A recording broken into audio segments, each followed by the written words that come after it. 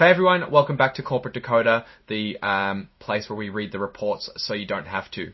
Today we are diving into a report that shows some directors are heading for the exits, but don't worry, it's not as dramatic as it sounds, or is it? Let's find out. This report tells us about some changes in the company's leadership. 2 directors resigned, meaning they stepped down from their positions. It sounds like a big deal, but the company says it's all part of a plan. Before we start, if you appreciate getting straight insights from corporate documents, make sure you're subscribed. We also have a Discord community linked in the description below where we discuss the latest business news. Alright, let's get into the details. We're going to start by looking at item 502, which talks about the departure of directors. Here we see that on May 5, 2025, 2 directors, Howard Gostfrand and Brian Klatsky, resigned from OpenLocker Holdings Inc. Being a director means they were part of the group that makes important decisions for the company. Resigning means they decided to leave those positions. Now, the company explains that these resignations were part of a previous agreement. They mention a stock purchase agreement described in a Form 8K filed on April 15, 2025. This suggests that these departures were planned in advance as part of a bigger deal involving the company's stock, which is ownership in the company.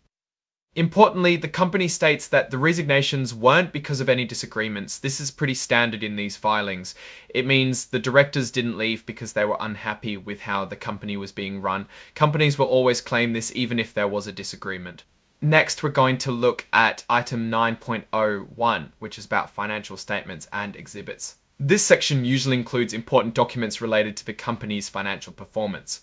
We see here that there's an exhibit listed as cover page interactive data file. This is basically a digital file that contains all the information from the report in a format that computers can easily read. It's used for things like data analysis. Now, let's step back and look at what this all means. 2 directors have left OpenLocker Holdings Inc. The company says it was part of a plan related to a stock purchase agreement. It's important to remember that this report doesn't give us all the details about the stock purchase agreement or the reason for it. We would need to go back and read the 8K filed in April. So what's the story here? Well, director changes can be a big deal. It can signal shifts in strategy, changes in control, or even problems within the company. However, in this case, the company says it was all planned and there weren't any disagreements. Still, it's worth asking why these directors resigned and what impact it might have on the company. Now, looking at these details more broadly, OpenLocker appears to be going through some changes. Whether these changes are positive or negative will depend on how the company manages them going forward.